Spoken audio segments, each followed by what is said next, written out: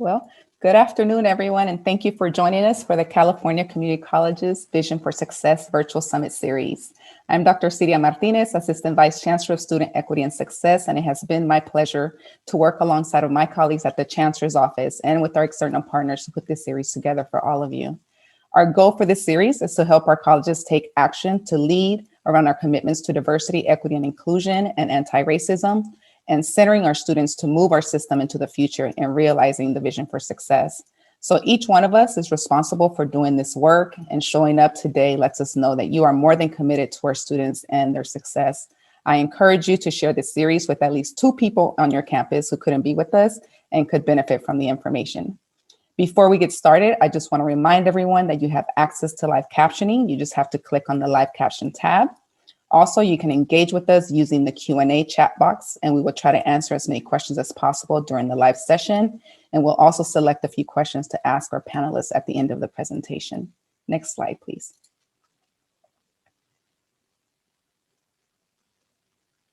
This is what our time together looks like today. As we begin, this is DEI Awareness Month for us and California Community Colleges Month. Today's webinar will commence with a distinguished panel of statewide leaders who will synthesize the themes we are celebrating throughout the month and spotlight the discussion topics being showcased during this summit. As our system advances and promotes the implementation of anti-racist policies, practices, and structures, the panel will discuss the importance of faculty hiring, evaluations, tenure review, and professional development in cultivating this anti-racist practices in teaching and learning and creating more inclusive environments across our system. We will have time at the end for Q&A, and this will be moderated by our own Executive Vice Chancellor, Marty Alvarado, who will be followed by Chancellor Oakley with a few remarks. We will end by sharing with you how you can continue to connect to our system, and that will be led by my team member, Krista Rendell. I also want to acknowledge and say thank you, Krista, for all the behind the scenes work and months of planning that you've been doing for this event.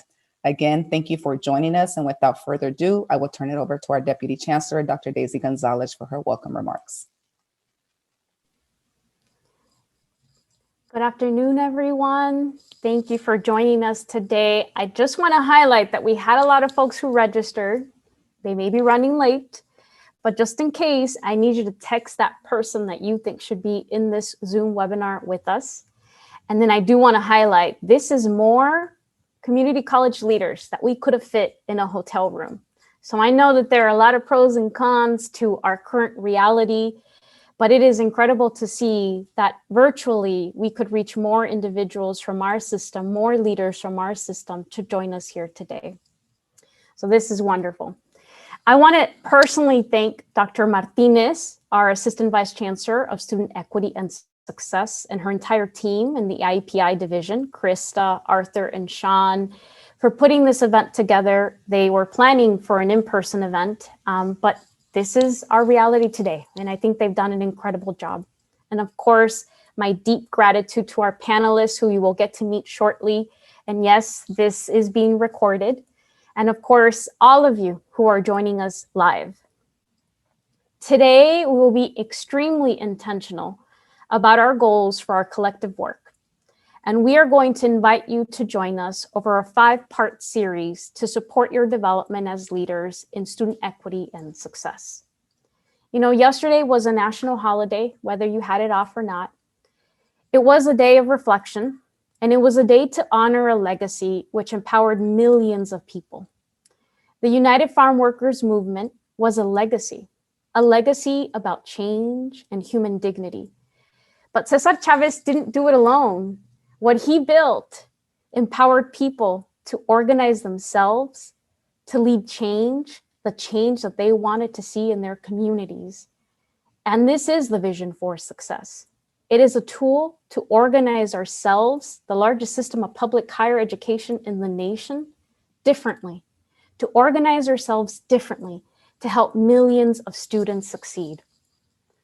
I want to spend some time sharing key highlights about the vision for success before we get started. And then of course, ground us in a clear theme throughout the virtual summit, because we're gonna ask you to join us 4 more times for this virtual summit. So the theme for our summit is this: the vision for success is all of us, and we are ready.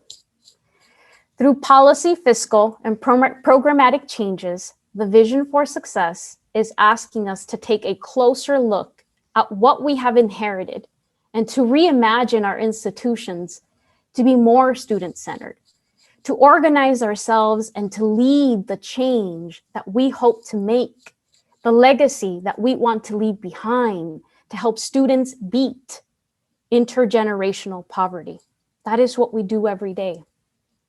Collectively, I believe that we will achieve the 6 Vision for Success goals. And in fact, as a side note, in 2018-19, this system did shatter 2 of those goals, our transfer and our credential attainment goals. So we know that this vision is possible. But what is the Vision for Success? For those of you who are new, the Vision for Success commits us to 6 different goals. 1, we will increase credential attainment. We will increase transfer. We will decrease unit accumulation to obtain a degree. We will increase employment for CTE students in their field of study in high-paying wages, and that's determined by the region and the state. And we will reduce and erase equity gaps and eliminate regional gaps. I believe this is possible. And the reason why I believe this is possible in our office and our Board of Governors is because for many of us, it's not luck that got us here. If you reflect on your own journey, at the core, you will find out that it wasn't really luck. It was an intentional design and a collective effort from kind human beings who chose to help. And you all see this every day, whether it's explaining financial aid opportunities to students, sitting down with a counselor and hearing and understanding how your intersectional life qualifies you for different programs that have been established, or giving a student an extension on an assignment, or even validating that we are not alone in this journey and telling a student, yes, you do belong here. You do belong in college. The Vision for Success calls all of us to keep serving students in a manner that will help them succeed, which means that a part of leading this work, we have to constantly examine, evaluate, and listen to our students. We are a community that has proven that when we work together, we can accomplish anything, from building a tiny home community for homeless students and foster youth students in Imperial Valley College, and yes, launching it in the middle of a pandemic, to feeding thousands of students daily through a private-public partnership like at Compton College, to redirecting funds to provide much-needed technology during COVID at LACCD, and of course, running vaccination centers and emergency shelters up and down this state out of your own campuses. This is who we are. We are all the Vision for Success. And that is because we hold the dreams of our communities in our mission. And we are the source of hope, a safety net for entire communities. We have the potential to transform lives or to derail them. With one kind word, one action, one email, we can make someone's day, their life, and their future.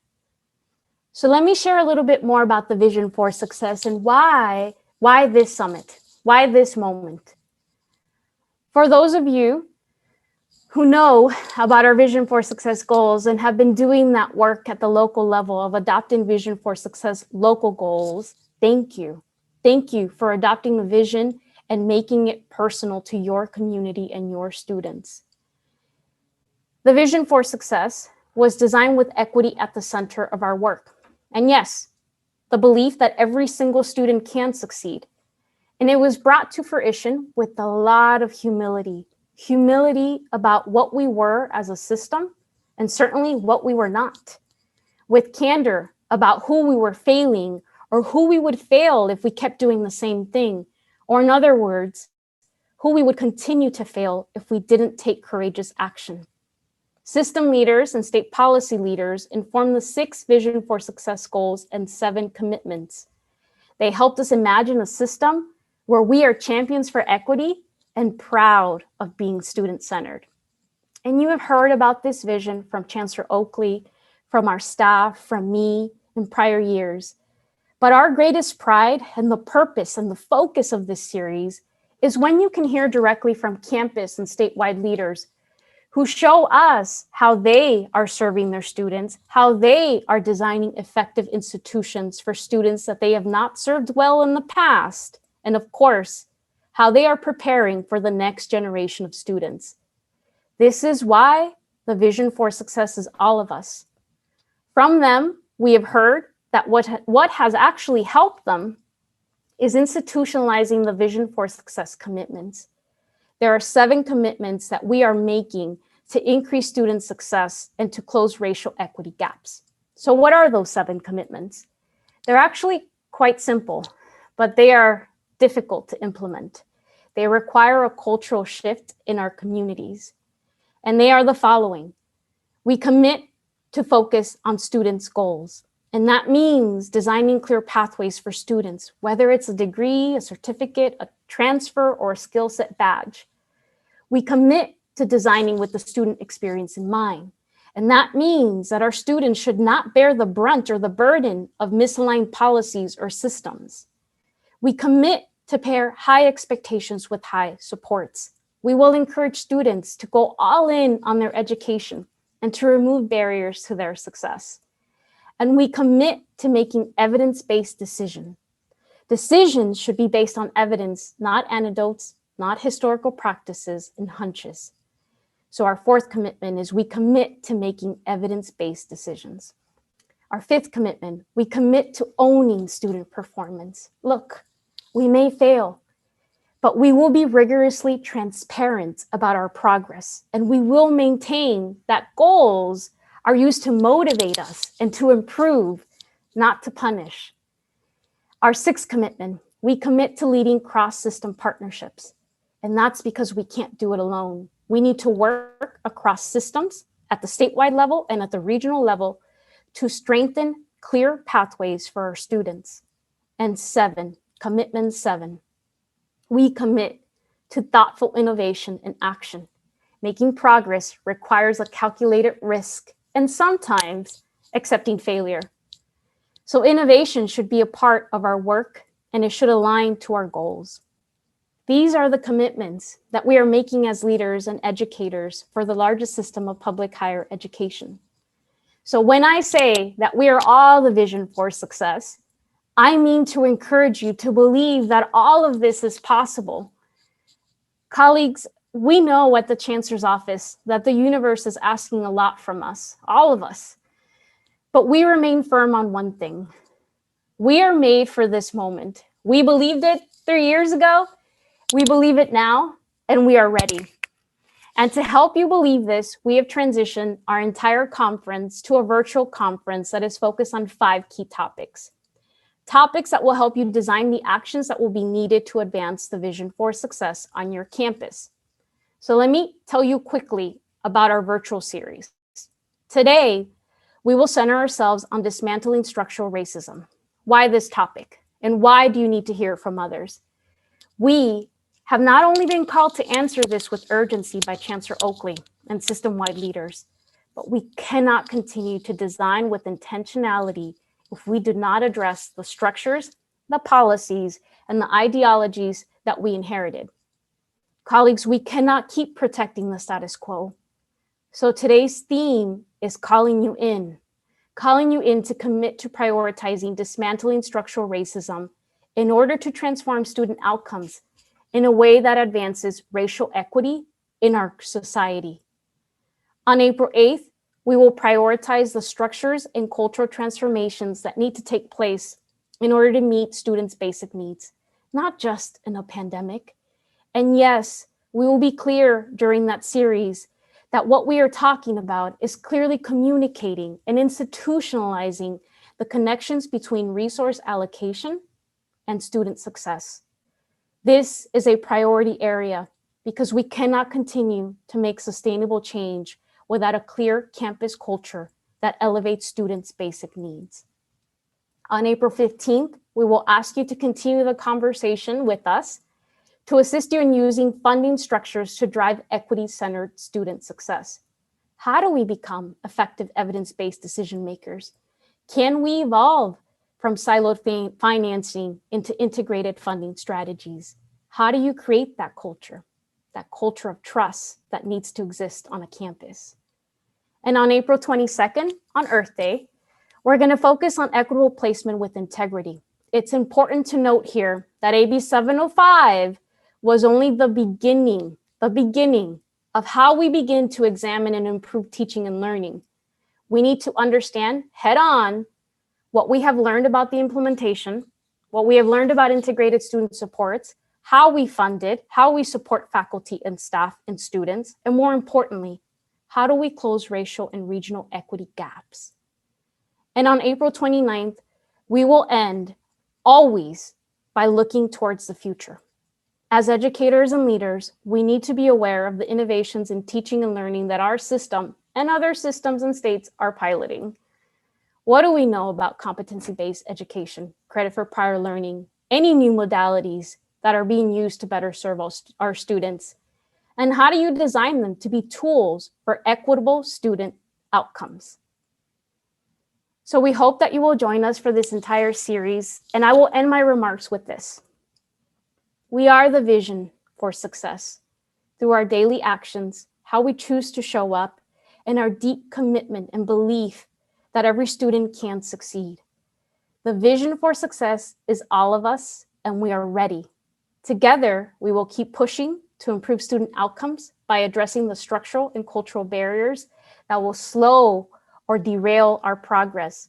And for these reasons, I want you to critically ask yourself throughout the entire series, what am I willing to do to help make progress on a vision that seeks to increase student success? And 2, what will my legacy be to close equity gaps in my community? With that, I want to thank you, and I want to hand it over to our Executive Vice Chancellor, Marty Alvarado. Thank you so much, Deputy Chancellor Gonzalez. So much to take away from that opening. I think where I'd like to start, I'm incredibly excited and honored to be facilitating the panel today. Where I'd really like to start is to lean into the commitments, our Vision for Success commitments that Deputy Chancellor Gonzalez noted, and really start with centering the student voice. As we think about engaging in this conversation around dismantling structural racism, as we really wrestle with what is our comfort level and how do we call folks in to push back on protecting status quo and move in a new direction. Part of what we have to ensure we are doing is making sure that we are centering the student experience in all of these efforts. So what I'd like to do initially is introduce Student Senate President Stephen Couture to engage with this group, with this audience, around what it means to students for us to be doing this work, for us to be taking a hard look at our structures, for our system leaders and staff and front lines to be interrogating where there are structural barriers and where we need to stop protecting status quo and start protecting students. And so with that, Stephen, President Couture, I would love to invite you to share a little bit about your perspective as the president of the Student Senate, what this work means to you both personally and professionally, and where the Student Senate would like to see this moving forward. Thank you so much, Vice Chancellor Alvarado. And I just want to start by just saying thank you to everyone that is on this call, to the other leaders that are going to be, giving their remarks later, because what needs to happen really is we need to have this discussion, right? We need to continue to have this discussion to start breaking down the structural barriers, the cultural barriers for our students. We are all here as a system to promote student success. We want to see our students succeed. And there are so many things that are barring them from attaining that college degree or that certificate or whatever it is they're trying to get out of community college. And those things we need to start having this discussion so that we can get those students to that place. So for those of you that don't know me, my name is Stephen Couture. I'm the Student Senate President for California Community Colleges. I'm also a student at Reedley College, and Reedley is a small town nestled in the middle of the Central Valley. I'm also a teacher, a PE teacher for K through 6 students. And one thing that I've learned after moving into the Central Valley and working with students, there's a narrative out there that these students of color, these migrant farm worker students, um, they have to work twice as hard to make it half as far. And that's what I've heard. I've heard countless times, and I've seen countless times. And it's because the systems that they've grown up in have really put them at a disadvantage, right? Students are growing up in elementary schools where they're underfunded. They're getting programs that are underfunded. And then they go on into the college system. And really, there are systems, the system that is in place is really putting them at a disadvantage because there's structural racism that is present that just does not allow them to continue to succeed. We've seen so many times, there's been so many different surveys and research that has been done that shows that our minority populations are the least advantaged when it comes to transfer, right? We see that our Hispanic students are the most likely to get to the transfer portal, but the less likely to continue their education afterwards. Why is that? Right? Our Black and African American students are least likely to get to the transfer portal.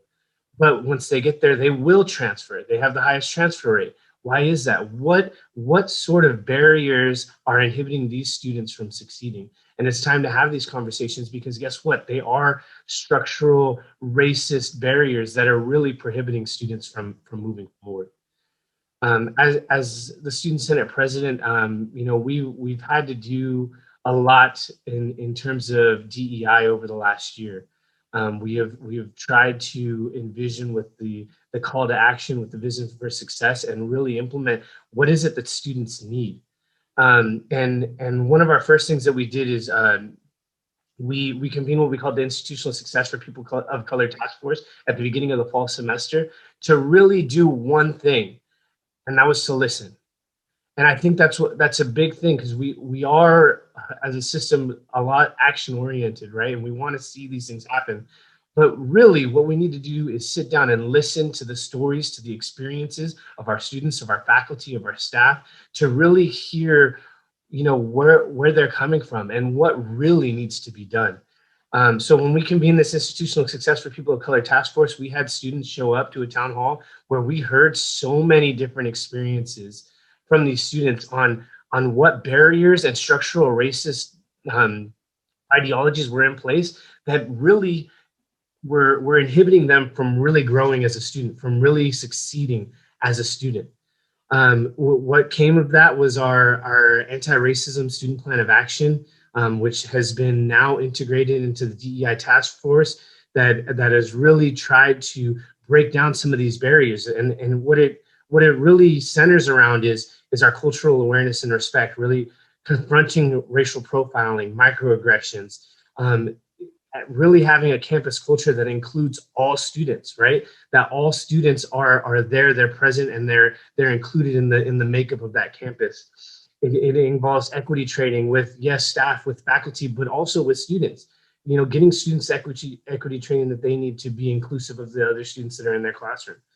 It dealt with curriculum changes and having cultural studies departments and making sure that we have contributions from minority people out there to really be able to integrate them into all studies. We wanted peer mentors and alliances because guess what? What Dr. Gonzalez was just saying is, we're better when we're together. And as a student, if I had a peer mentor, if I had allies with the academic senate and all of these other committees and groups of people on campus that are there to really see me succeed, well, guess what? I'm going to succeed when we all rally together. It dealt with the classroom experience and getting faculty evaluations, getting more diverse faculty, not just in our ethnic study departments, but actually in all departments, right? We needed to make sure that students are seeing other faculty that look like them, that talk like them. So if I can leave you with anything from the student perspective, what are maybe 3 things that we can really focus on to get to start breaking down these barriers? One, obviously I said listen. listen is huge, right? We need to be able to listen to those student experiences, because their lived experiences are different from what you see, right? You might think that you see something on your campus, within your institution, and you think that you may know how to address it. But guess what? Those students are the ones that are living those experiences. And they can tell you, with all authenticity, how, how the system is really set up for them.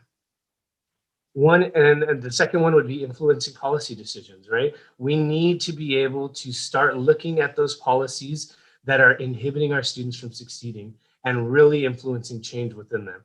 We need to be able to see, that's why the DEI task force is doing some great work, because we're really looking into these status quo things, these things that have existed for years, that we're now looking and saying, hey, this is not beneficial for students. How can we start preparing our students to succeed by changing these policies? And then last is really modeling that and adapting to the change. So we have our statewide student senate, we have our statewide academic senate, all of our system partners, the chancellor's office. We need to model what we want to see within our institutions and adapt to it. We at the beginning of the year, when we convened our institutional success for people of color task force, it was due to the murder of George Floyd and the structural racism that we were seeing. And guess what? Now we've actually reconvened our institutional success for people of color task force, because now we're seeing a different type of racial hate. We're seeing our AAPI community just being, completely taken advantage of, completely just, they're struggling right now. So our ISPCTF is now going to look and we're calling on our students to really come give us their lived experiences, and how can we help? How can we rally? How can we be allies and really continue to promote success within our students? So it takes each organization. It takes each and every one of us, everyone that's on this call, your friends, everyone that you work with on a daily basis, to rally alongside and promote that student success by really, addressing the issue straightforward. So I just want to thank you. I know I'm going to come in and I have a lot more to say, but I think I'm going to end my comments there for now. And yeah, thank you. Thank you so much. I hope someone is tweeting out there, the first thing we should be doing is listening to students, because their lived experiences are different than our perception of them. I loved that comment, Stephen, that quote. I hope someone's tweeting that out there, because I think that's so powerful. Thank you again. I am now incredibly privileged to introduce our panelists. I'll give you the full rundown and then introduce them as they share some of their thoughts. We are joined today with Dr. Londe Ajose, Senior Policy Advisor for Higher Education for the Office of the Governor, Cheryl Aschenbach, Secretary for Academic Senate, the Statewide Academic Senate, and Pamela Haynes, our President and of our Board of Governors here at the Chancellor's Office. So just thrilled to have these amazing women on this panel. We're going to start with Londe Ajose, our Senior Policy Advisor, and we have a couple of slides that we will also throw up on the screen, and I'll ask our panelists to share a little bit about themselves and what has prepared them for this work, and what are some recommendations that they have for our system as we think about dismantling structural racism. Thank you. Thank you so much. I really appreciate the opportunity to be with you and to think really critically about these issues, not just in terms of what ought to be done, but what are the actions that we are each prepared to do to contribute to the work of dismantling structural racism. My name is Londe Ajose. I serve as Governor Newsom's Higher Education Policy Advisor. I've been in this role for approximately 2 years, just a little over 2 years. And prior to that, ran an organization called California Competes, which is focused on higher education policy for the state with an equity lens. When I think about this work and how I come to this work, I was really appreciating the desire to really root all of this in listening to the student experience, because I think I come to it with a deep lived experience that complements a desire to really meet that with a framework and an intellectual and data-driven understanding of where we are so that we can chart a better course towards where we're going. My own lived experience, I grew up here in California. My mom, both my parents were immigrants. My mom was a single mother, and she traveled out of the country, and I soon found myself living on my own here in the United States. I found myself eventually in the foster care system and emancipated at 18. And by all estimations was not the kid that any adults in the system believed that would go on to accomplish much. And I think about that because I think that the role of government, the role of our systems are to create the structures that allow students like the student I was to be able to succeed anyway, right? You don't have to have the college knowledge. You don't have to have some great insight. You have to show determination. You have to be willing to work hard, and that all those other things we in the system should be able to take care of for you. And so when I was thinking about this session and thinking about what is structural racism, I was thinking that structural racism is both the explicit and the implicit rules and practices that are baked into our system and that result in disparate outcomes for students, right? And so what we're trying to get at is how do we interrupt and shift both those, the explicit ones in some ways are easy, right? Because we can all rally around them. It's the implicit ones that are challenging. It's the implicit ones that we have to be willing to name first, and then we have to be willing to develop a strategy around. And I really appreciated Stephen's comments because it also spoke to when we think about the we isn't the chancellor's office. The we is not your college president. The we is all of us. It is faculty, it is staff, it is students. It involves labor, it involves management, it involves the governor's office, it involves the legislature, it involves, the administration. It involves all of us. And so I really want to think about what it is that we can all do. I see my role in many ways as making sure that we are providing the degrees of freedom for the institutions in the state of California to do the work that they need to do that dismantling. How do we provide the incentives? Sometimes that comes with resources. How do we provide the structures? Sometimes that comes with shifting regulations, right? Sometimes it comes with new laws. Sometimes it comes with new kinds of practices that we'd like to see. But what is it that we do to allow folks at the local level to do what they need to do to interrupt those implicit practices, those implicit rules that result in disparate outcomes, right? So that's kind of how I see the work that we are doing. What I would say is, in terms of the top 3 things that I would name, I have a couple of slides. If we could go to those, we recently put out a report that we convened a task force that was looking at how we recover from the pandemic with a greater sense of equity.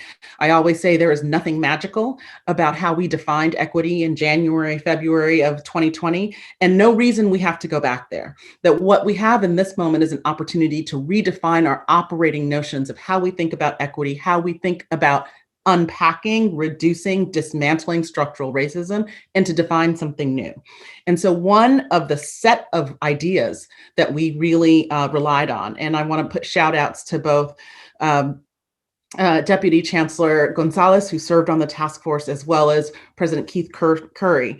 But one of the sets of ideas that we really spent some time talking about was how do we foster inclusive institutions within our higher education system? One way that we do that is to improve diversity of faculty, staff, administrators, and I would say governing bodies, right? So the question becomes, how do we expand faculty, staff, and administrative diversity in ways that creates dedicated and intentional efforts that are measured by data and offer accountability? That it's not enough to simply put the goal out there, but that we have to find those systems that allow for the measurement and the accountability. We want to look at innovative hiring practices. We want to look at equal employment opportunity plans. We want to be able to think about professional development opportunities. We want to empower people to report issues when they come up. And we want to also look at the kinds of data collection that we need that tell us if we're going in the right direction or not, right? So that is a really important piece. The second, which is around cultivating inclusive, engaging, and equity-oriented learning environments, is really focused on providing system staff, faculty, local boards, administrators with the kind of professional development, resources, and support that they need in order to redesign learning environments so that it better serves all kinds of learners, a wide variety of learners. Some of that from a policy perspective looks like, bias and culturally competent training or upskilling, if you will. It also looks like diversifying our curriculum to be much more reflective of the students and the communities that we come from. But there are practices that need to happen, practices around thinking about what works best for adults who are reentering our system, thinking about competency-based education and programs, thinking about work-based learning, and thinking about engaging employers potentially as partners. All of those things serve to disrupt or dismantle existing structures.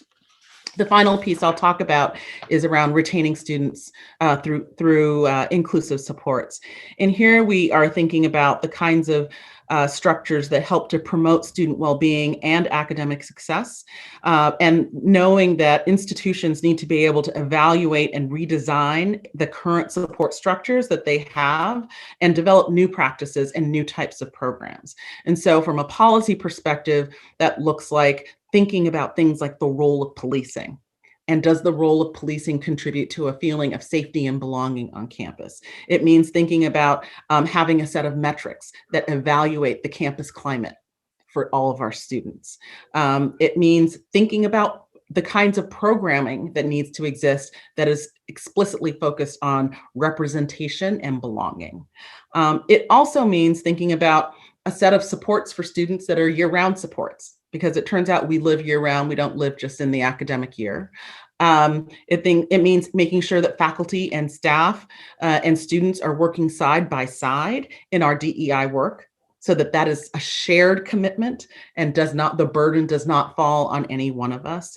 I think from the statewide perspective, it also means for me and for us thinking about what we are doing to make sure that we are respecting where students come from and allowing them to access the kinds of resources and supports to which they are entitled without making them feel a sense of shame.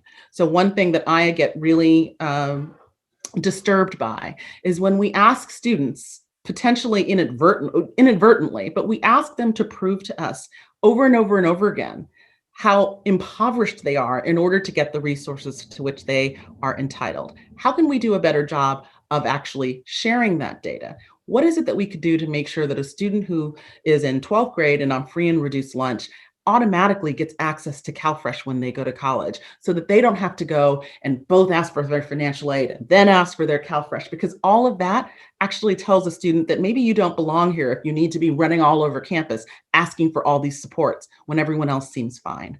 So I think that those are some of the subtle things that we can do that are very much aligned with issues related to race and ethnicity that help to disrupt the system, that help to dismantle the structures that actually preserve racism in our systems today.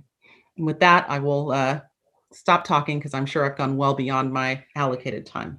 Not at all. This was fantastic. I want to, again, I want to say thank you. And then I want to point to, I hope someone is tweeting out there that we need to interrupt the explicit and, more importantly, the implicit practices that create disparate outcomes, right? That is a fantastic way to say this is part of what dismantling structural racism looks like, is interrupting these practices.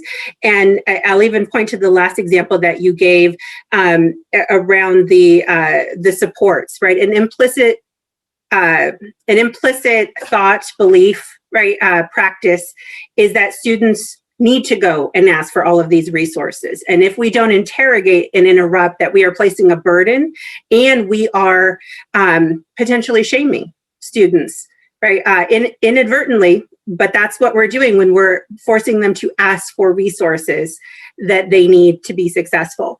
I want to couple this also with this idea that we heard initially from Stephen, our Student Senate President, is that how do we not only listen to students' words and voices, but listen to the data about what's happening to them in disaggregated ways, so that we are not leaving it to those who may not have voice to try to advocate for themselves, right? And so I heard a lot of the accountability piece in what you were sharing with us. So I just wanted to call out a few of these pieces that we'll come back to in the discussion, and then want to transition now over to Cheryl Oschenbach, our Faculty Academic Senate leader, who, our Academic Senate has been an amazing partner in this, and very excited to hear from you, Cheryl. Thank you. Thank you, Marty, and good afternoon, everybody. So glad to have you, and Stephen and Londe both for your comments. It's so you start shifting thoughts based on what you're hearing from each other, and so inspiring, the messages that we're already hearing. I'm Cheryl Aschenbach. Besides being Secretary of the Academic Senate, I'm a faculty member at Lassen College and have been for 21 years. And it's incredible to see the shift of the last few years, especially within our system. And so inspiring and necessary. It is the time, and we have to continue to capitalize this. And so as a faculty leader, I constantly have to self-reflect. For me, how did I get to this point, and what can I do when we speak of legacy, especially, what can I do to leave a legacy with colleagues and other professionals in our system, as well as ultimately with our students, because they're going to be our leaders of tomorrow. And so for me, it's really about examining origins and the thoughts of why do I do what I do, and what inspired that moment, or what patterned that moment. And I think it really speaks to needing to disrupt and dismantle and examine and reflect in the ways that, as a teacher, why do I make the choices that I make when I choose content and assignments, and even lectures for a given night or activities. And the last year has given lots of us, I think, a lot of reason as well as room to reflect. And faculty have done an amazing job adapting to the COVID virtual remote environment. At the same time, we responded to needing to step up and really examine curriculum and our own practices. And that can't stop. It has to continue if we're going to continue to make progress. And so for me, really thinking a little bit about the listening piece, and as professionals who ultimately influence the lives of students, I think we all have a responsibility. We could consider it that ownership piece of the commitments. We have this responsibility for self-growth. And I think that starts, as I've mentioned, with reflection. And then it starts with engaging others. And you're here today, you're engaging with us. And I hope that you're engaging with colleagues on your campus, and ultimately with families and friends in our communities, from a distance, of course. But really creating space to have brave conversations, and the conversations that are often very uncomfortable. And I'd say very uncomfortable, especially for those who have privilege. I recognize that as a white woman, I have benefited from the system and the structures. And I have friends and colleagues that absolutely have not. And I see students who struggle against the barriers that the system has set for us. So I think we have to, in that reflection and in that engagement, we have to recognize that we're not responsible for the system that we're working in, but we are responsible for beginning to change it. And that change cannot be slow. We've taken too long already. It has to be progressive. It has to be urgent. And changing that, realizing where have we benefited from privilege, where have others been stymied because they didn't have the privilege, and what can we do to change that? And I think both Stephen and Londe spoke to some of the way the policies, the barriers, the structural elements that we talk about. Curriculum has come up twice, and faculty, that's our space. And so we ultimately, when you think about that, what I would recommend as a third, just as a personal area, is growth. Faculty, we often teach in ways that we saw others teach before us. The classes we sat in, who were we inspired by? Who were we not inspired by? That's influenced how we teach, how we counsel, how we work as a librarian, and all the other faculty roles in our system. And so, that's not enough anymore to rely on those past experiences and learning. We really need to now listen, watch, engage our colleagues, what's working for them, what's ultimately working for our students. Listen to our students, what's working for them, and what are they looking for out of us in instruction and in challenge and in assessment. It's not, I think, what most of us suspect it is and have assumed that is, and it's changed over time. So we can't stay rooted in our past. We have to, step forward bravely and really immerse ourselves in our students' present and our students' future, and evolve as faculty, as teaching professionals, as counseling professionals throughout the system. And so from the Academic Senate perspective, we absolutely are here to support that work. And really we have a long history of resolutions speaking to diversifying faculty, supporting equity, supporting student success.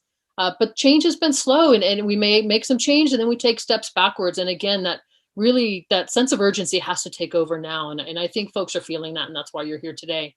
But last spring, late last spring, June 1st, actually, on his way, one of his last few days as president of the Academic Senate last year, John Stanskis put out our own Senate call to action, and it was really consistent with Chancellor Oakley's call to action. And in that, he listed 7 things, but a couple of the big pieces: prioritize culturally responsive curricular redesign with your curriculum committee, and ultimately that's with your colleagues. So the curriculum committee plays a role, but what are we doing with our colleagues to do that? Also, I've mentioned it, but to acknowledge without signing blame that the structure of our colleges houses the biases and prejudices of our time. And so, what are we going to do to change that? Prioritize the evaluation of hiring and evaluation process. Many of you have been doing that this last year, and are absolutely to be commended. We still have work to do. And so some of those elements, I think, are present in my 3 suggestions moving forward. And if I could have my slide, that'd be helpful. But I think as we look at ourselves as faculty and as leaders, and really we're both, whether you are leading colleagues in a stated position, a formal position, or leading them informally as a colleague who's supporting and driving for change. And when you walk into your professional space with students, you are leading students. And so we all serve as faculty and as leaders both. But some of the things we can do, particularly around the Senate, is again, really, we've got to examine our curriculum. And that's diving into the course outlines and those elements, but then it's also talking about delivery methods. How are we delivering instruction? And really, I don't even like that word, delivering instruction. How are we facilitating learning experiences for our students? And in what ways are we perhaps co-creating those learning experiences and those learning spaces with students? Again, rethinking. We hear the sage on the stage versus the guide on the side. I think it's really beyond even guide on the side now. We're the ones kind of facilitating and giving students that space. But are we using methods that are culturally responsive and appropriate? Are we including content and material that is reflective of our students and where they can see themselves in their experiences? And we have to be able to do that. And again, I speak to the need to engage. We all don't have those answers ourselves. But when we engage with colleagues, both within our disciplines and across disciplines, we can absolutely get some assistance and together really try to shift what we do and gain ideas and try and become classroom researchers, have a hypothesis, try something new, and then evaluate. How did that go? And part of that evaluation, listen to students, give them that chance to weigh in as well. We've got to facilitate professional learning opportunities for all. And this, really system-wide at all levels, but I'll speak to faculty. And again, it's got to be focused in on how can we approach anti-racism in the classroom? And for some, that means how do you approach anti-racism personally first? That's got to be the step. And some of our faculty are needing to start there. How can we support that growth in our colleagues? And then how can we all evolve within the classroom and in our professional spaces? But what is cultural competence? What does that look like in the classroom? And how do we make sure that what we're doing is in fact student focused? And the OEI and Michelle Pacansky-Brock has really spoken of humanized learning. And I think that's really important when we think about our students as humans, not just as these people sitting in a classroom who might come with baggage that we are critical of. When we really see them as coming forward in this, holistic being that, has had challenges that they've overcome just to be in that space in front of us and with us, how does that change what we're going to teach and how we're going to teach it? And then in terms of governance, it's imperative that we examine the structures. And Londe spoke of this really, from a high level policy level. Well, Senate leaders, you are your high level locally. And so, more than anything else, what about our structure and our documents is leaving people out, is sending the message that they may not be welcome or comfortable. and who's not at the table when we're having these conversations. And a hint, it's often students in faculty senate conversations. And so how can we engage with our partners on the student senate? Stephen said earlier, better together. And I will always say that students and faculty, when we do some of this work together, we have the 10+1 we're familiar with. Our students have a 9+1 that not everybody is familiar with. And there is a tremendous amount of overlap between those two. And when we collaborate on some of those elements and serve as each other's sounding boards and advocates, we absolutely can do more together. And so, when it comes to Senate, who amongst colleagues isn't present?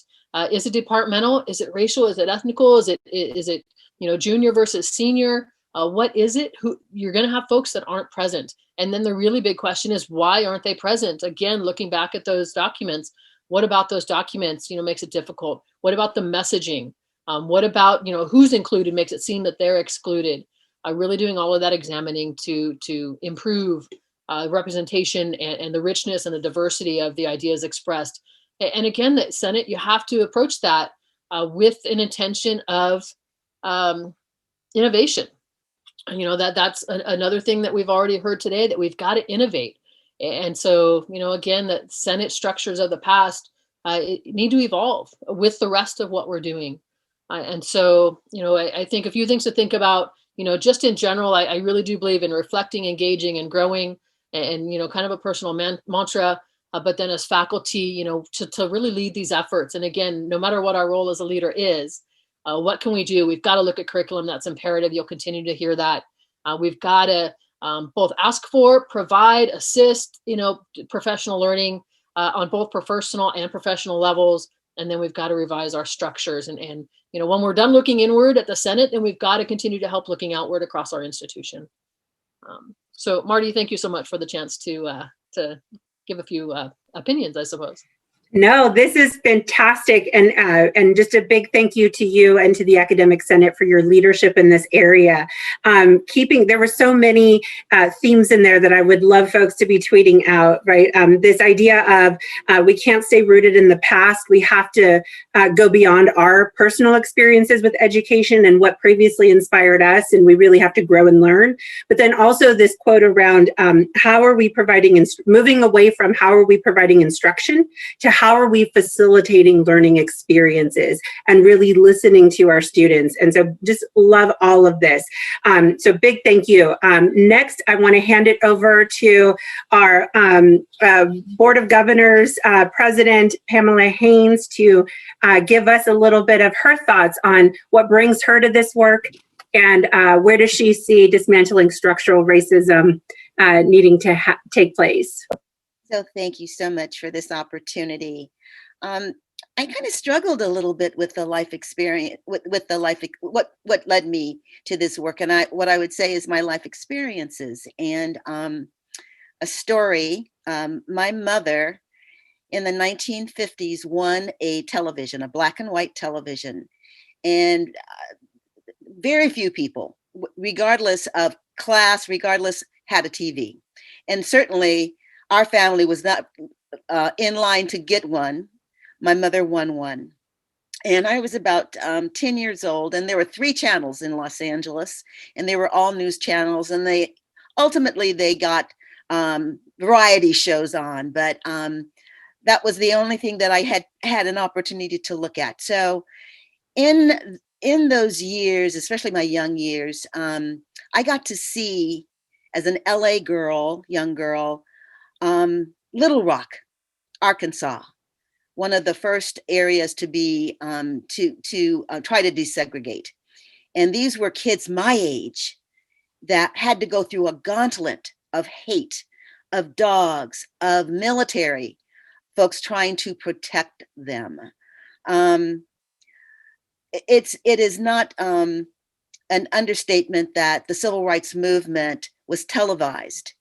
And as such, we all became aware of what was happening in the South. And so I was no exception. I was glued to the television.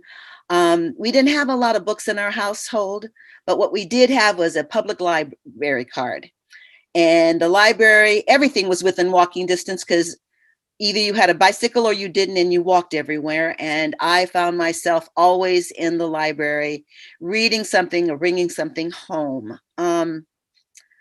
The other thing that I didn't realize until you asked me this question, growing up in LA, I went to parochial schools. I went to Catholic schools. And when it was time out of the 8th grade to go to high school, I went to St. Mary's Academy. It was not known to me at the time, but later, that my class was the first class that opened up the high school to African Americans and others. Prior to that, I think there was one African American student. This was an all-girls Catholic high school. The Archdiocese had been required to open it up, and there were 30 of us in that freshman class out of about 225. But that touched me. Now, there were no dogs, there were no police, but there was a bit of separation, not antagonistic, but the African American friends sat and ate lunch in one place, and the white students ate their lunch someplace else. And so there was this de facto segregation, but it was an opening. It was an educational opening, and that was one that my parents took and made available to me. And it was a wonderful education. One of the other things that I remember during that time, these are just pieces, these are snippets of my father, who had trained as a welder. I remember a story, and I don't think my father told me this story. I think my mother told me the story, that he had wanted to be a welder. He'd been trained. And I was wondering, well, why wasn't he a welder? And she explained that while he was trained to be a welder, he was not allowed into the union. He had to have a union card, and he was not allowed into the union because he was Black. And so these are snippets of the imprints of how I grew up, with a certain amount of advantages, but not without being an impression of well, it took somebody and somebody else to get me there. When I got my first job, I was also in school, and one of the other things that happened during that time that I think really set the stage, I was one of those individuals, along with others, that helped to organize an independent union. Against all odds, that was progressive, that had women in it, fighting alongside our fellow folks, and this was part of the airline industry. And so we organized the reservationists, which was predominantly female, and the baggage handlers at the LA airport that were predominantly male. That led me into labor union work, and has opened doors for me in many, many different ways. But all along that pathway was the imprint of the civil rights movement. The killings that occurred during that time has been the imprint that has been something that I have, that I go back to, that it is a touchstone, and it is a lens by which I view so much of what has happened, and then how I view where we are now. And so with that said, it is the reason why I went to a community college. Took me 10 years to get through it, and then transferred to UCLA and then on to graduate school. But it is the reason why I feel the way I do, and why education is so critically important. And it's one of the reasons why I stood for appointment to Los Rios Community College District and still serve as one of its trustees. And when I retired from my work in the legislature as a legislative staff, I had an opportunity to say, okay, I've got all this time on my hands, what am I going to do with it?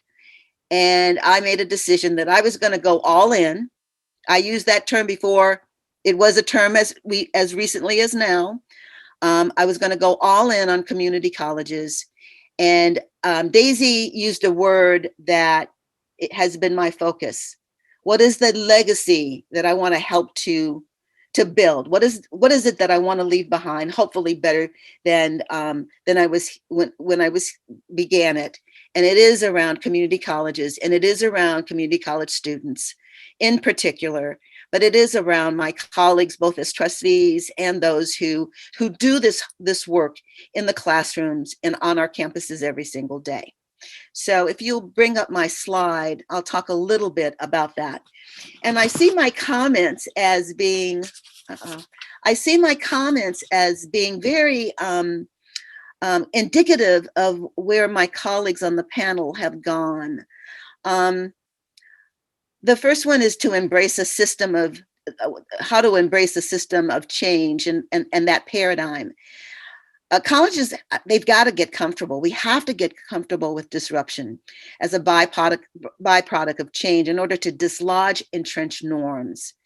Colleges must create programs, measures, and systems of accountability to make sure that students from diverse backgrounds feel that they belong and that they have an opportunity to succeed. I think it's really, really important that we recognize that our colleges have in the past, and I think we're trying to move away from this, have operated under the proviso that some of you or some of our students won't make it, or what is also referred to as the right to fail. We've got to push that aside. We've got to change that narrative, because what we absolutely have to do, we have to be about a completion paradigm, a completion agenda. I think we have to ask ourselves, how do we create schools where a student's race and class do not predict their success? And then finally, it's not how can we make our students ready? The real question is, how do we get students excited about learning? And that has been referenced already. And that happens, it happens in the classroom, but it happens at every step of the way. We all have to be in this together. It happens when a student makes a phone call, when a student steps up to a counter, when a student goes into get a question answered, into financial aid. It is, how do we make certain that they become the center of the work we do? And it is about, how do we get to yes, not how do we maintain the status quo. My colleagues on the panel have both talked about curriculum. The faculty has to develop and expand equity-minded content, equity-minded content area, syllabi that includes being culturally responsive in its content and pedagogy, and focus on what that are not anti-racist. And this should include periodic reviews of curriculum and pedagogy for assurance of student success and elimination of equity gaps. And truly what I mean by that is that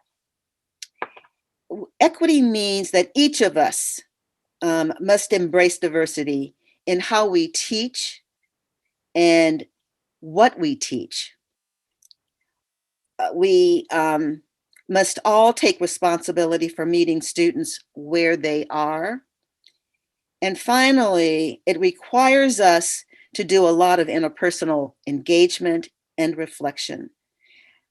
We have the capacity, every one of us has the capacity to do this work. We have to be intentional about it, and we have to be committed to it. The other area is campus climate, and that's been referred to as well. Our college administrators and our staff and faculty, we've got to begin to develop a systematic approach to assessing and monitoring this institutional climate ensuring that the implicit biases and its potential consequences are understood, and that people from diverse backgrounds feel welcomed and respected. I think we know those words. The question is, how do we change those words into actual actions? Our students can't and shouldn't have to be, this is, well, let me put it this way. This is not only about having the right people and the policies in place, because that's not gonna stop it. We have to really begin to curb our discriminatory practices, microaggressions, all of those little things that our students talk about, and sometimes even some of our faculty of color talk about. Because what we're all aiming for is to be able to nurture and empower cultural belonging and promote that belonging on our campuses. And this requires us to rebuild our institutions. Not necessarily recreate them, but to rebuild them with an intentionality that looks at where our students are in need of assistance, what they tell us is happening on their campuses. What I would say, we have to believe them. And then finally, this is for this particular recommendation, or for the local boards of trustees. Their role is oversight. It's about prioritizing those things that matter most in terms of policy and procedures and budgets. I believe, not everyone does, but I believe that our budgets are our values. And so our boards must lead the way in supporting the institutional change that is necessary by actively and regularly reviewing all of the measures and the programs and the supporting data to ensure that policy is supported by documentable actions. Now that's that. But what I want to leave folks with is, and everyone with, is we can't let a crisis go to waste. And what we have gone through in the last year is a huge disruptive crisis, the pandemic, but it laid bare a number of crises that have impacted our students, impacted our country, impacted every state in the country. No one was excluded from this process. And so what I would say is, everyone, our faculty, our staff, everyone came out of the woodwork to make certain that services were given amply for our students. We changed on a dime how our faculty taught. They did it in literally weeks of the closure of our campuses. We have shown that we have a can-do spirit. And what I would offer is that we rose to the occasion of the crisis, and that's critically important. But I think that there's another lesson to be learned, and that is that our students have been and were in crises before the pandemic hit. And so if I leave you with a message, it is, we need to recognize who our students are and meet them where they are. That means that we can't sort of go back to the way it was.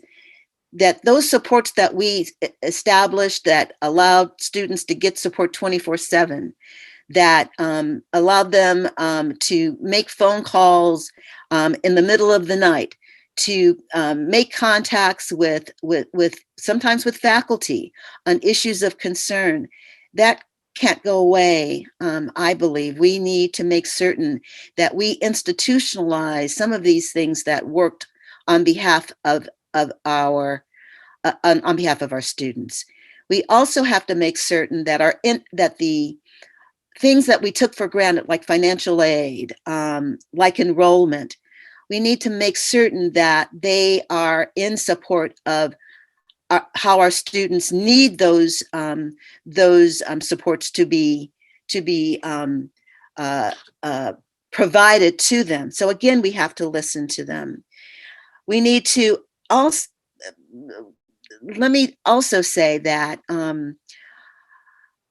we have to break down our silos. And I think we've started on that process of breaking down silos.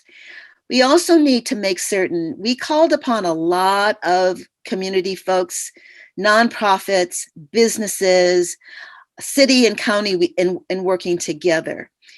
We need to keep those coalitions, those collaborations going. It is not necessary for us to do this alone. We need to make certain that we believe, make certain what we actually see is working for it to continue to work. Thank you. Thank you so much, President Haynes. A couple, again, I want to make sure we're capturing some of these strong takeaways. I hope folks are tweeting out there. One thing you said about that's come up in several of the conversations around microaggressions and the climate on campus and the climate in classrooms.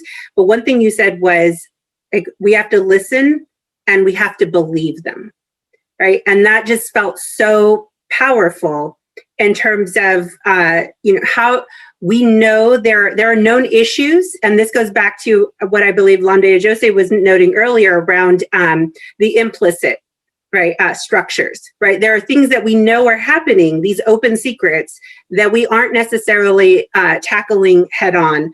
And then the other thing you said that I really loved was that we have to move beyond this paradigm that we often hold of a student's right to fail, right? That is not a mantra we should be holding on to. Right. It is our job to engage students in the learning and get them excited about the learning. And if we hear one another using that expression, we should be calling it out and replacing it. So I want to thank you so much. I want to invite our panelists to turn on their cameras for a little Q&A. We do have some time for some Q&A, and there were some great ones in the chat. I am so excited about the comments. They were just fantastic. And again, I hope folks are tweeting about them right now because we want the world to hear them. One question that has surfaced a couple of times in the chat that I thought might kick us off because it really speaks about the students holistically and where we can know students before they even get to us. And that's the connection with the K-12. I think, Londe, this goes back to your comments around students having to ask for resources, right? So I would invite you and then perhaps Stephen to chime in afterwards around the student experience component of this, of, what are we thinking when we're thinking about sort of that stronger connection between K-12 and our community college system, and how do we support students more effectively as they transition? Yeah, so I appreciate that comment. I think there are a couple things that I would note. I think one thing that we need to do when we think about the connection between K-12 and community colleges is really go deeper, like lean in deeper to things like dual enrollment. That dual enrollment both serves the purpose of allowing students to get, take a class and get that academic credit, but more importantly, it allows that student to begin to see themselves in an environment and see themselves as belonging to that, to a different kind of environment. So I think that dual enrollment is kind of one of the first things we can do.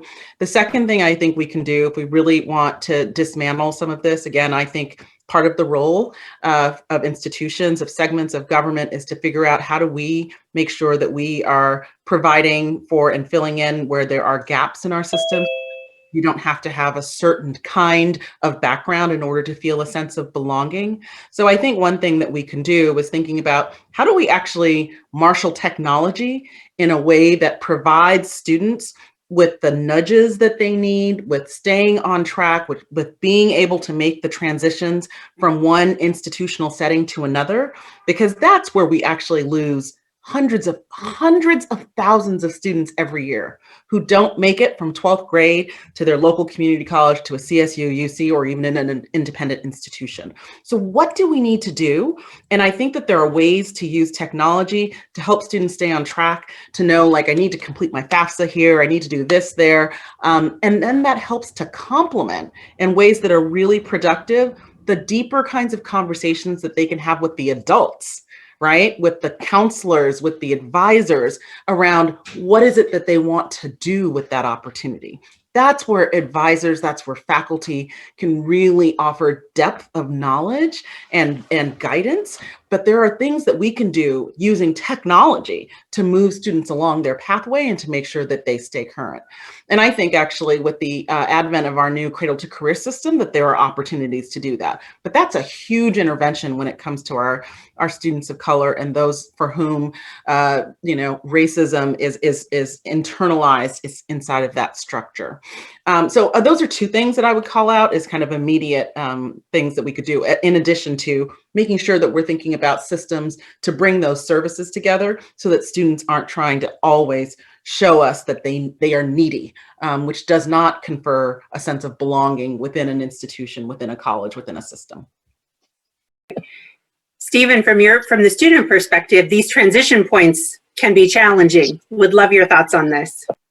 Yeah, I think that's great. One thing I was going to highlight, which Dr. Josie did highlight, was dual enrollment. My college is huge on dual enrollment, and I see the huge benefit that students receive from a dual enrollment program, being able to take those classes. My college actually has what we call a middle college high school. So it's a high school that meets on the campus, and those students are actually involved in some of these college classes, and being able to experience those college classes and give them the sense of, oh, I can do this. Because there's so much of that narrative out there that maybe college isn't for me because I wasn't that great in high school, or maybe I should just join the workforce and get some money because I can actually support myself a little bit by doing this, instead of going out, getting that degree, getting that career, and being able to support yourself and have a better lifestyle than what you anticipated. I think the other thing is the need for resources and the student experience. So my college has now, we've gone through our governance structure. I was very fortunate in being a part of the governance task force to relook at all of our of things that we're doing on our campus, and we've converged a couple of committees into what we call the Student Experience Committee. And that committee is really going to take a look at, what is it that we are doing to promote student experience on our campus and to really make those things better. And I think one of the things is our basic needs. Students on our campuses are not receiving the resources they need to be able to continue their education. Only 5% of our students are receiving Cal Grant. I think that's why our organization is really behind the Assembly bill taking a look at Cal Grant reform, and even there's one on basic needs centers, because we need to have a centralized location where students can go to receive all of their resources that they would need. Like Dr. Josie said, we shouldn't be sending them from here to there to maybe do a CalFresh application, and here to go get the food pantry, and then here if they need to get book vouchers and all of these different things. And by that time, students are already feeling, wow, I need all of these resources. Maybe I don't need to be here. Maybe I shouldn't be continuing on. So I think really getting the resources in the hands of the students and really taking an intentional look at how we can better serve them. Excellent, thank you. There are a couple more questions that have come in that I'm going to try to combine a little bit with some of the comments that surfaced previously. There was a talk about accountability and data, and how do we know what's happening, and how do we sort of hold ourselves accountable to making the change that we need to have changed. And I'll even point back to our opening comments by our Deputy Chancellor around the vision goals, right? Why is it important to have targets and goals and explicit numbers? Even when we hit them, we know there's so much more to be done, right? But then there's also this question that has surfaced in the chat around the pacing, right? The tension of calling people in and bringing people along and the time that takes, with the known challenges that are impacting students negatively right now, and in very inequitable ways. And so I would love to open it up to comments on how do we leverage accountability in ways that can call people in, and then what's that balance of sort of doing the talking work versus doing the doing work and making the actual change. And I'll open that up to anyone who'd like to jump in. So this is Pam. I'd like to start the conversation anyway. This issue around accountability, and I'll speak for myself both as a Board of Governors member and president, as well as a trustee. So my philosophy has evolved. I think I have been a very good listener. I probably now talk a little bit. I balance that on the side of talking now a little bit, sometimes more than listening. But with that said, I really think that it's been said that time is a killer of our students' dreams. And so that's the balancing point, that for these students, time is not their friend in so many cases. And that is not necessarily calculated into our institutions or how they have functioned. And so as a board member, asking the question, and sometimes often, and then asking for timelines, and sometimes reminding my colleagues, reminding staff how important that data is, and that transparency and that accountability. And with the recognition that sometimes the data that's being collected is not in real time. There is a lag time with it.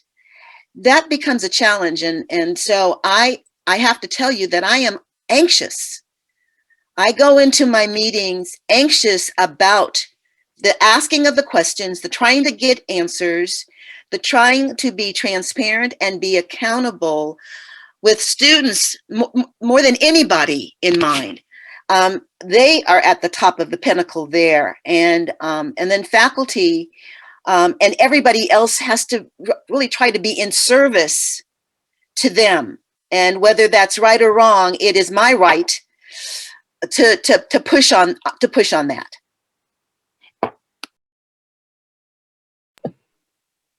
I'll weigh in, Mark. Thank you, Pam. Appreciate that. I think sometimes we get bogged down, again, in structures and governance, and the fact that we all have an opportunity to weigh in, or that certain aspects of a campus belong to a particular group or are perceived as belonging to a particular group, faculty or classified or management. And I think, again, when as going back to the very beginning and Stephen's comments, as well as the vision for success and the commitments, we have to center the student. And when we can center the student and then look at data and really question, is this the data we want to see? Is this telling the story that we expect for our students and of ourselves? Then that should create a sense of urgency. Now, sometimes we're not confident in the data, or we use the idea that, well, I don't like what it says, so there must be something wrong with the data. And as we've learned in society today, we absolutely need to think critically and question things, but we can't get so hung up on questioning that we don't do the work. We've got to question to understand.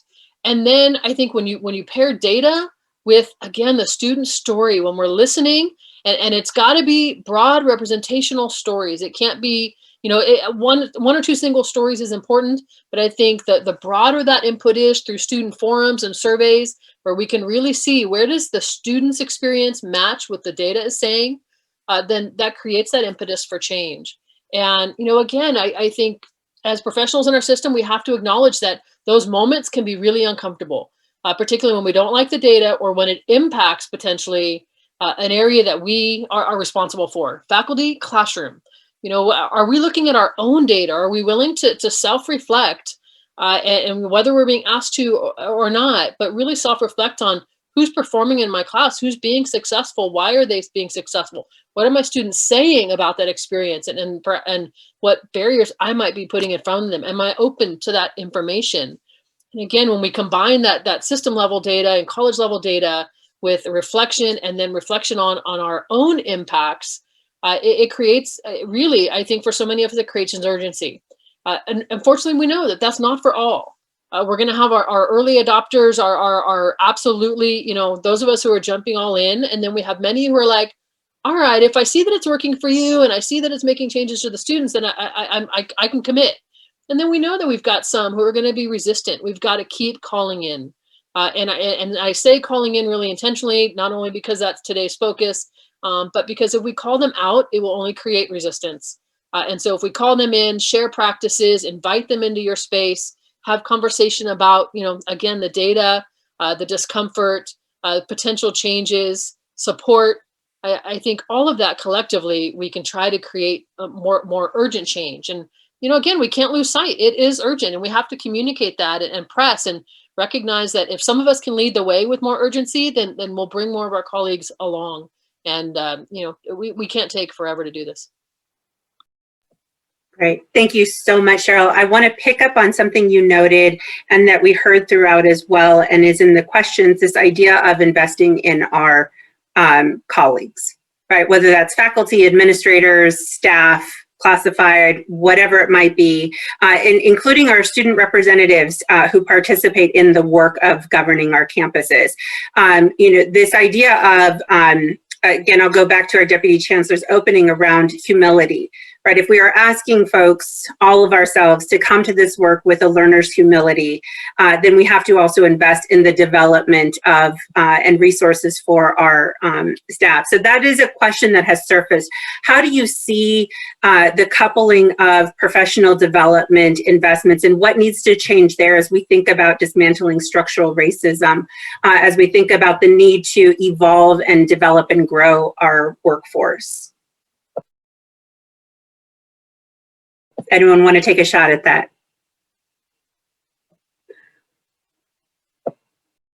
Repeat it again, I'm sorry. Sure. As we think about the need to grow and evolve our workforce, whether that's faculty, staff, administrators, often these are the sacred cows of our system, right? Whether it's evaluations or job descriptions or, the hiring practice, all of these pieces, the professional development and support for faculty, staff, administrators, et cetera, and students, right? How are we thinking, what needs to change or evolve, or what needs attention in this space as we think about dismantling structural racism? So one of the things that I recognized, and I think it has been helpful, was AB 705.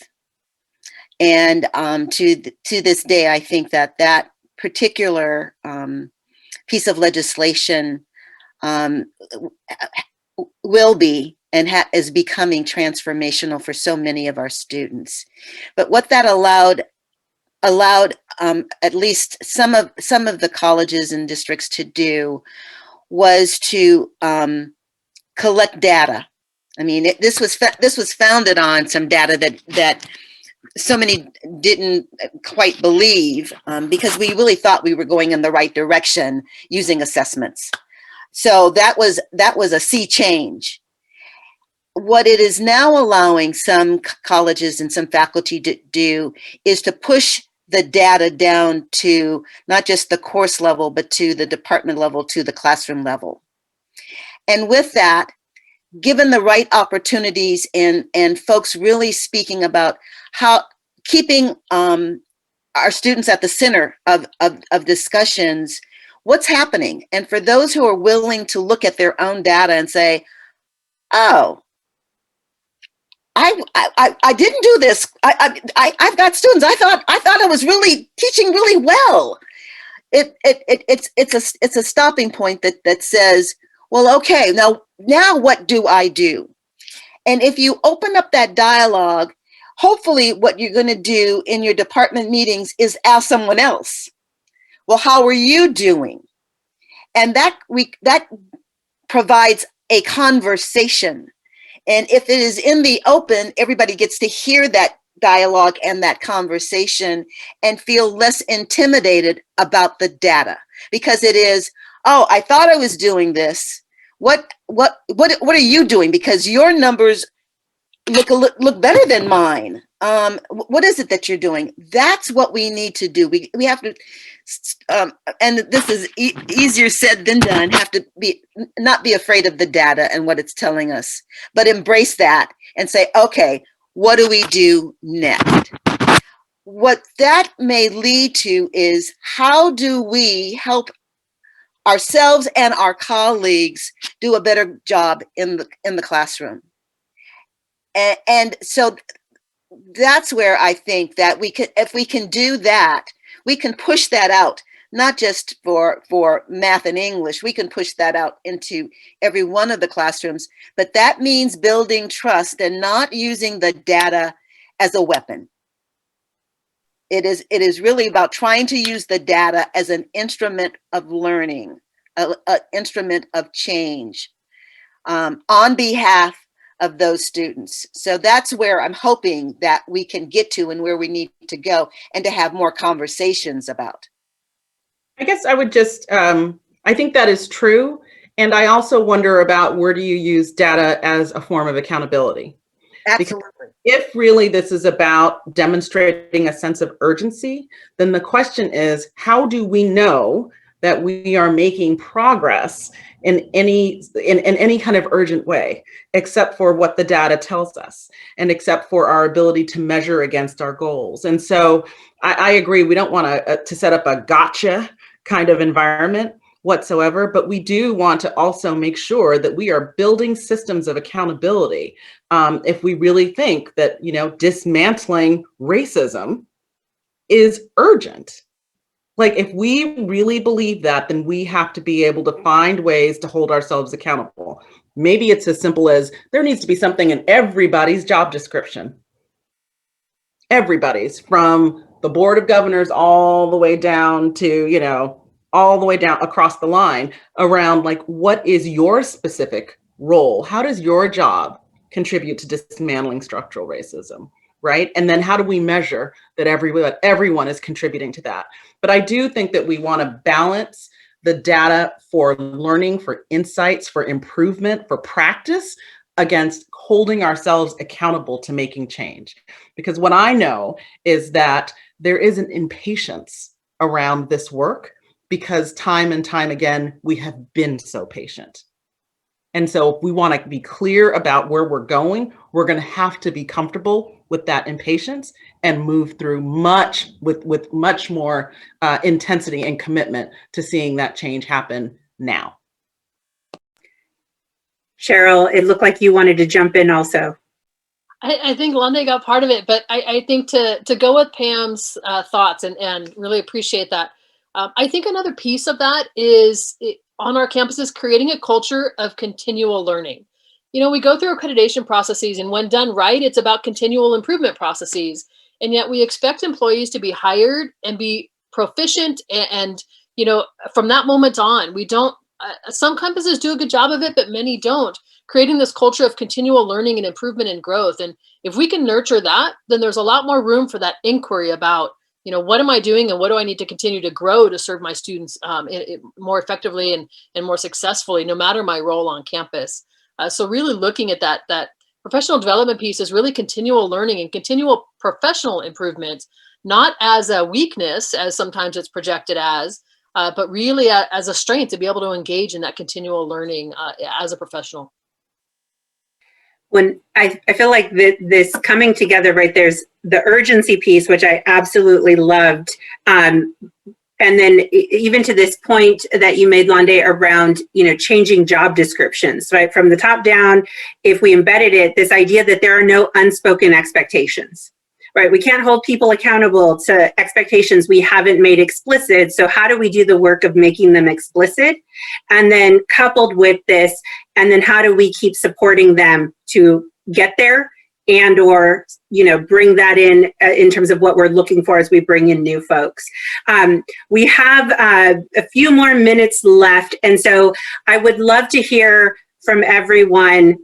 If you had one thing you want to leave folks with as they go off to do this work, as they struggle to call people in and hold these tensions of urgency and growth, right? And all of these pieces around dismantling structural racism, which is huge, right? If that is our work, and if that is what we are asking people to do, what piece of advice would you have for our audience as they go out and do this work individually and collectively?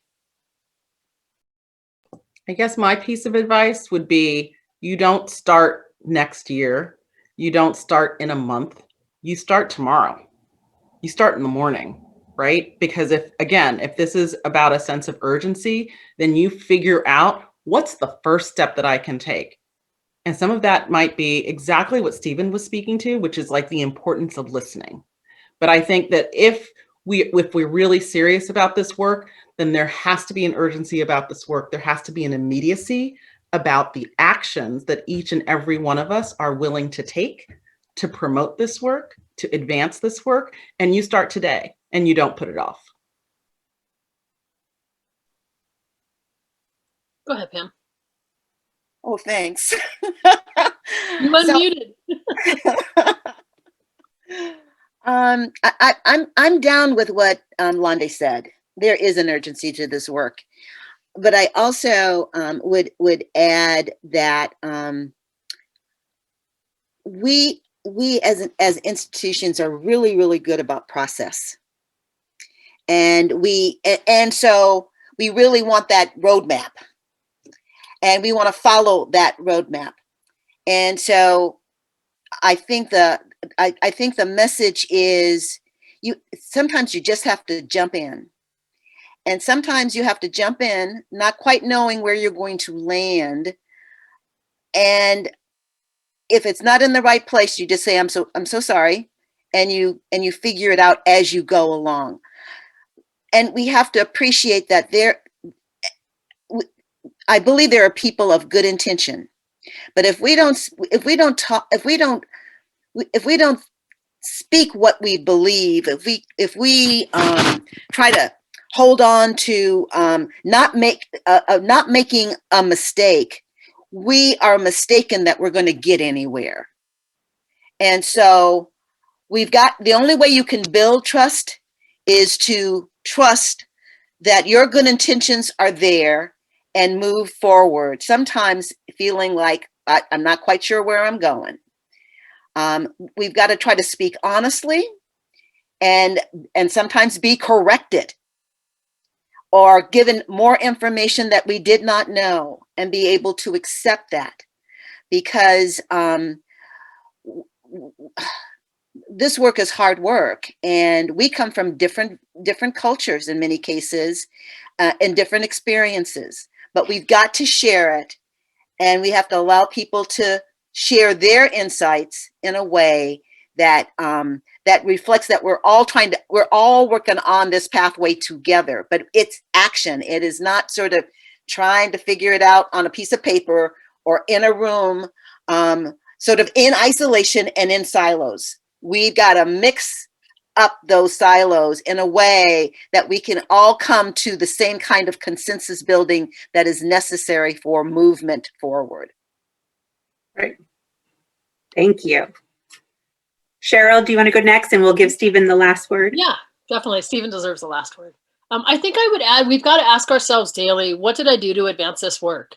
And sometimes it's, who did we engage? What did I learn? What did I do? What process are we examining? And continue that urgency. It's not just say, hey, we're thinking about it, but what's the next step, and how soon are we going to take that next step? And those pieces, really self-checking every day. We can't put this aside. It's got to be a priority for us. Great. Stephen, before you jump in, because I do want you to have the last word, I want to also add on to this that ask one another, what is your comfort level with change? Right? Get to know what people need in order to engage in the change. Your accountability partners across your campus, but as you're digging into all of these great recommendations, take the time to connect with someone so you understand and can help them along that change process as well. So Stephen, please take it away. Yeah, thank you. And I think when it comes back to this work, the one thing that I would ask of everyone is to engage, include, empower, and listen to your students. When we talk about changing the status quo, the students are the variable, right? Because we have faculty, we have staff that have been there for years. And it's easy to do something the same way you've been doing it over and over again. But one of the things that I've been speaking all year, and I apologize for bringing this up again, but I say that students are like farts in the wind. They come in, they make a big stink, and then they're gone. And students are ever changing. We are that variable. We're here just for a little while, and I can tell you from experience, I've come into the community college system and left 3 different times, and every time that I've come back, it's been completely different.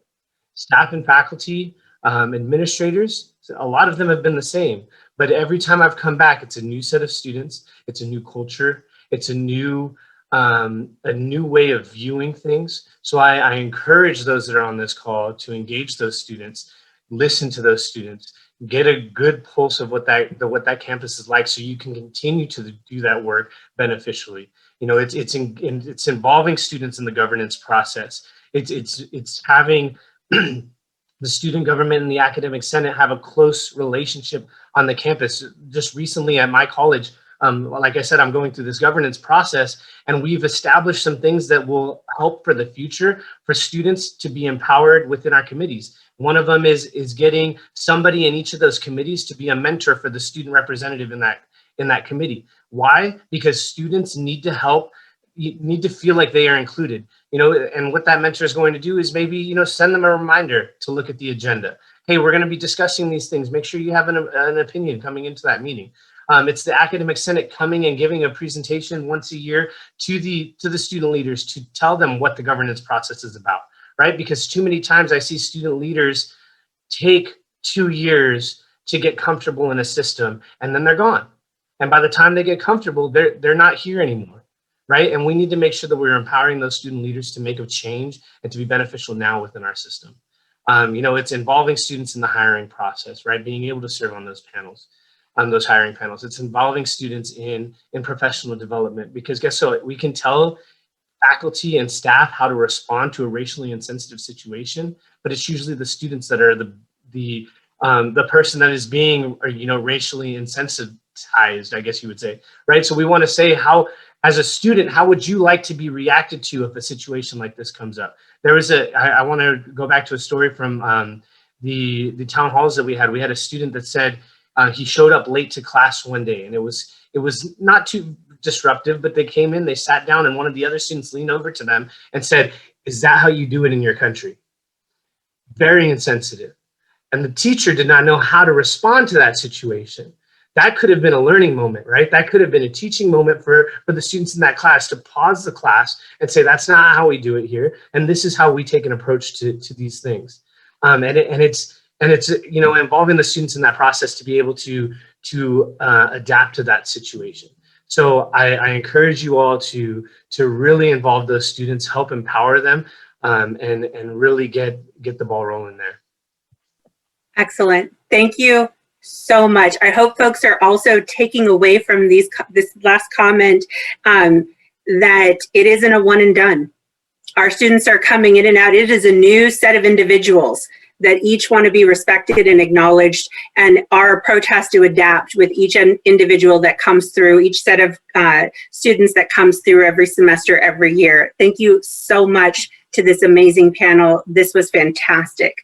Lots of great questions still in the chat. Feel free to take a look at those. But with this, I would love to hand it over to our chancellor to wrap us up here. All right. Thank you, Marty, and thank you to the panel. That was a great conversation. I know that we've gone over a little bit, so I will be brief, but I did want to take a moment to, first of all, thank all of you who have committed to attend this Vision Summit and really engage in the work that we're doing. Let me also thank the Chancellor's Office team, beginning with our fearless leader, Dr. Daisy Gonzalez. And I can assure you that this team is not a fart in the wind. They make a stink and they stay. So they're going to stay for the long haul. I also want to thank Stephen and the entire SSCCC for their leadership.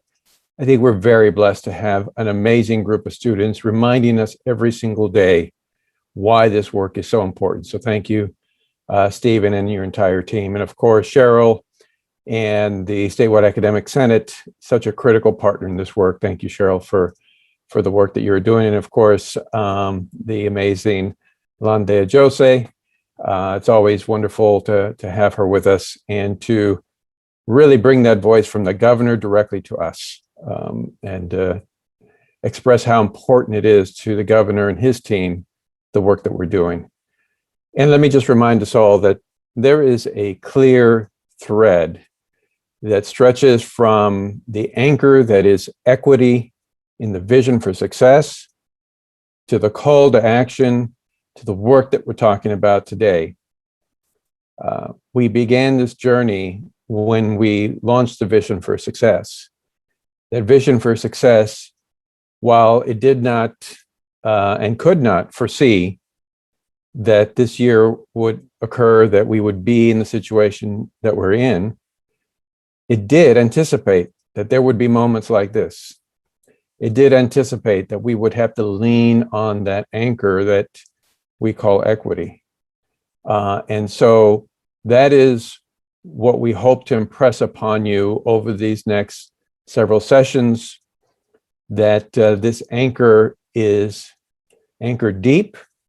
We need to continue to rely on it, focus on it, and continue to push forward. The call to action is a call to action to all of us. It's a call to action from the trustees down to our classified staff and everyone in between.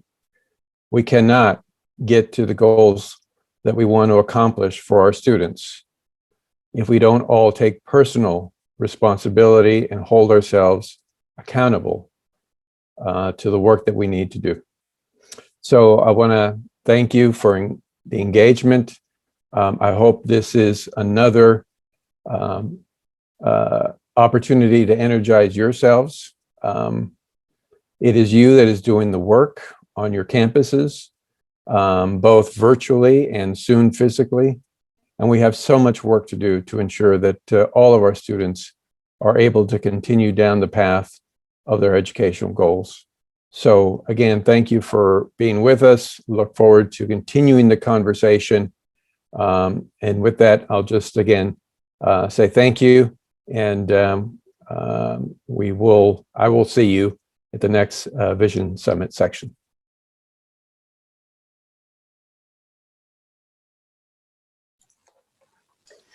All right, thank you, Chancellor Oakley. I really appreciate your joining us at the very end here.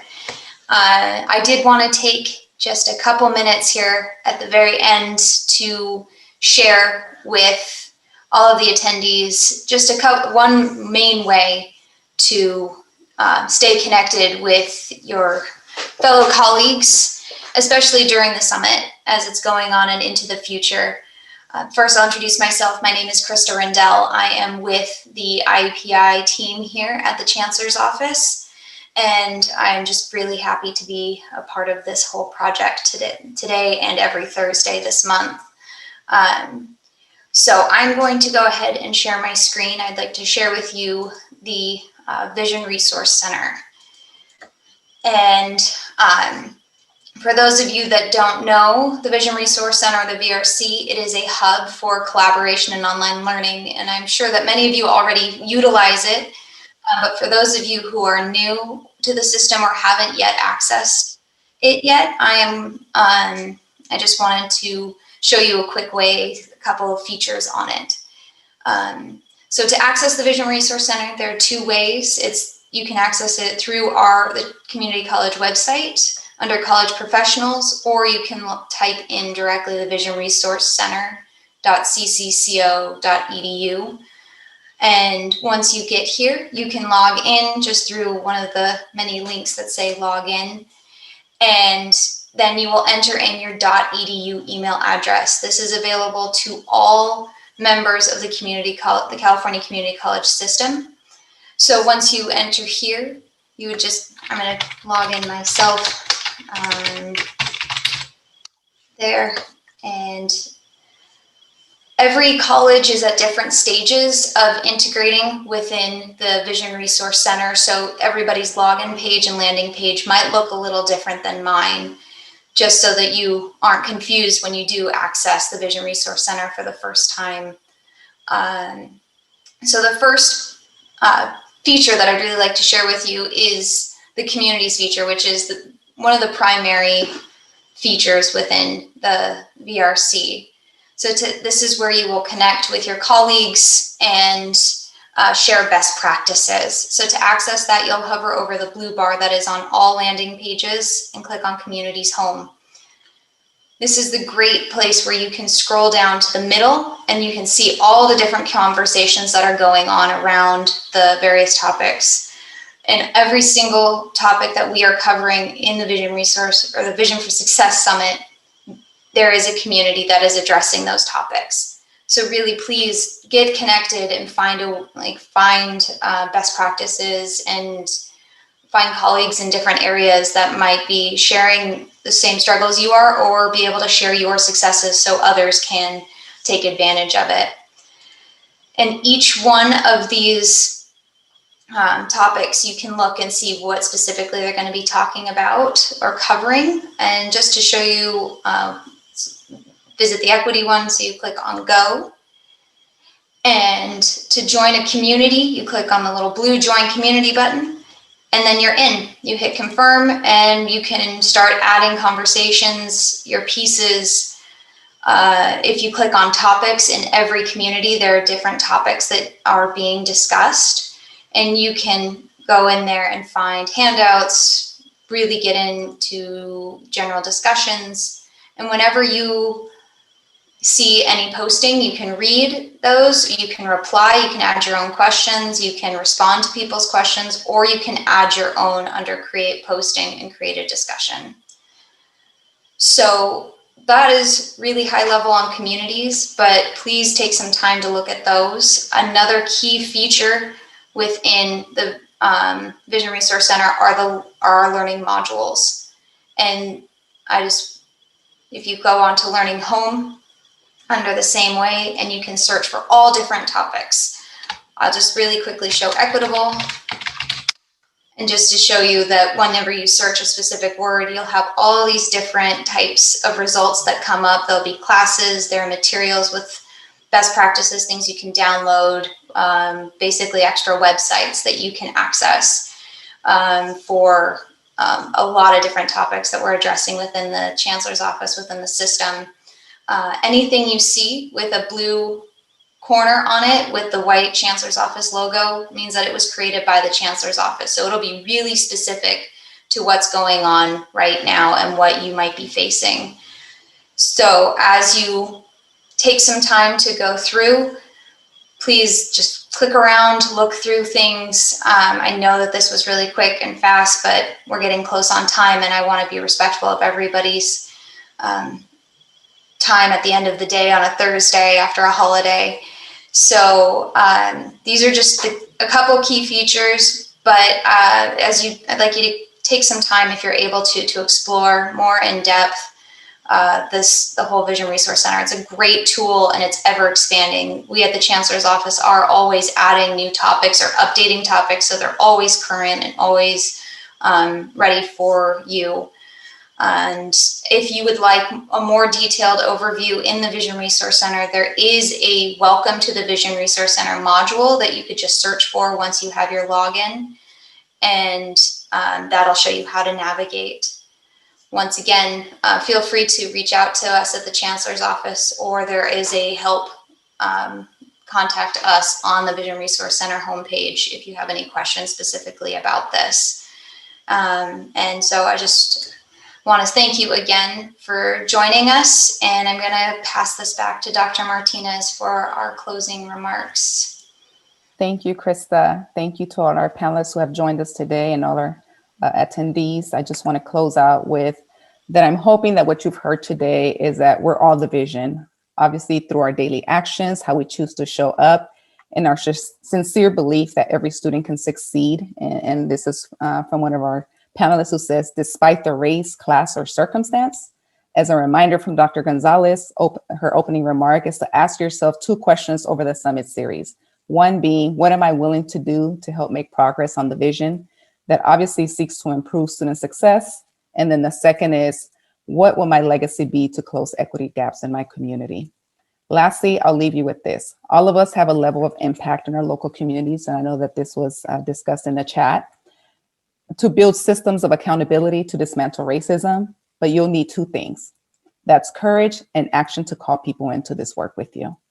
With that, I just want to say thank you again for joining us and staying until the end. And we hope that you'll continue to join us every Thursday this month to continue the conversation. I know some folks have also asked about how do we do this at the local level. Then I encourage you to join our Courageous Leadership webinar series as well. The next one is April 15th, and it will be featuring Compton College. You don't want to miss it. So we will continue to join all of you in community. Again, thank you and have a good afternoon.